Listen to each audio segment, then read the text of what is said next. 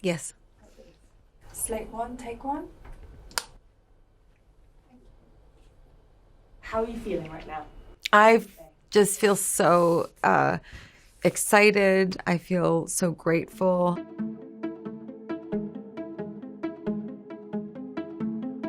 I just came from the London premiere of Joker Folie 2, and I got to see at least 800 to a couple thousand fans or something. It was just like this really special, exciting experience delivering the movie to the world. Now I'm here talking to you, and after we talk, I'm going to go to the first listening party of Harlequin, which is a companion album that I made to go with the film Joker, and their little monsters will hear the album for the very first time.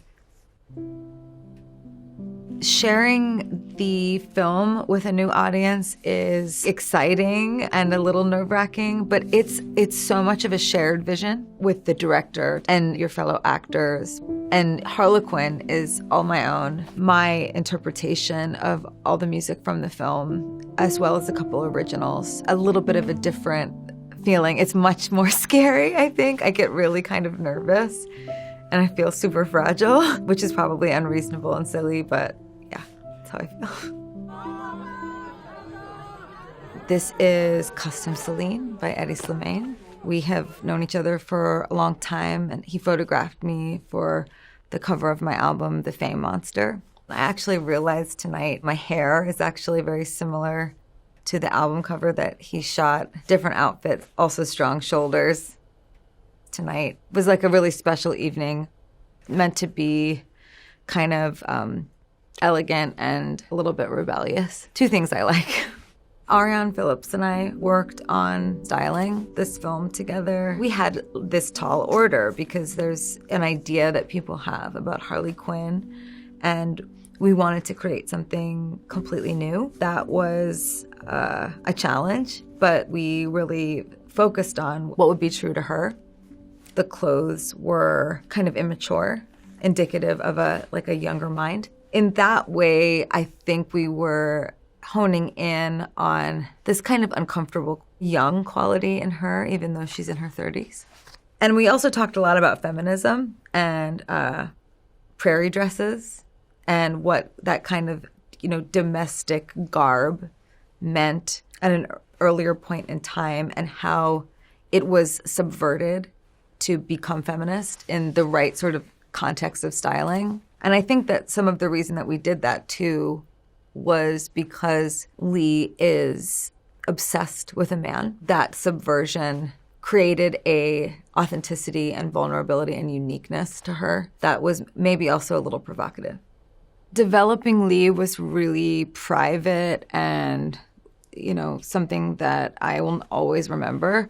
And when I watched the film back, I noticed right away some things that I shared through her that are something that only people really close to me would know. I think that there's some stigmas, actors not leaving their roles.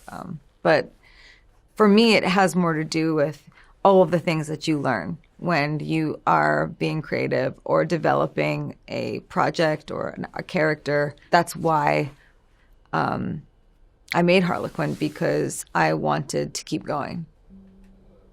My fiance, Michael, and I co-executive produced this album. We went through this really special experience making Joker together. We were able to have this really deep conversation about Lee and Arthur and Harley and Joker, and in what ways does Harley fantasize about harnessing all of Joker's fame, and in what ways would she fantasize about some kind of revenge on him for all the ways that he may break her heart. I just wasn't really done with Lee when I was done filming the movie. We decided it could be just like a really imaginative experience with music to take all the complexities of her as a character and translate them into an album. Harlequin is a woman that decides who she is when she wants to and is completely unapologetic, unpredictable, rebellious, loud and soft, pure and tainted. She's the embodiment of everything I believe women deserve to have in terms of freedom.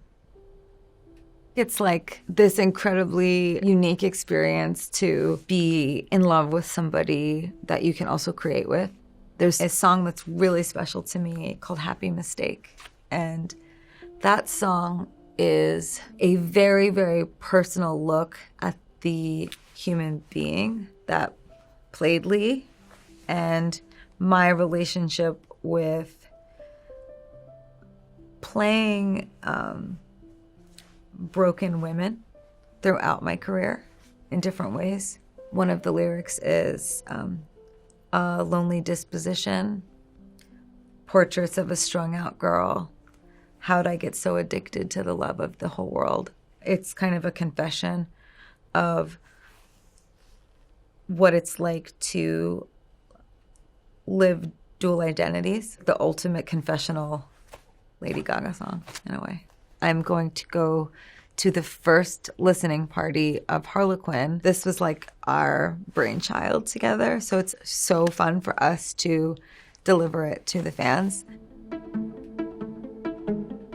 I have such amazing fans, and seeing them out in London tonight was so, so fun. They already had printouts of the Harlequin album cover, and they were wearing the makeup. That was so cool to see. It's hard to describe almost 2 decades long of a relationship with this community. When I first came out, a lot of interviewers all over the world wanted to ask me about my clothes. I would often get made fun of, like, in the interview, or there'd be a lot of, like, probing questions. Why the stage persona? Why the name? Why all of it? My fans always felt that I wasn't really that weird. I feel like my fans always have kind of had a secret handshake with me of, like, we've got you, like, we know who you are. You don't have to apologize for who you are. I still feel that way. That's really cool to run into fans at a movie premiere when you're 38 and you're still, like, doing hand signals and going, like, it's cool, just be yourself. That's all, folks.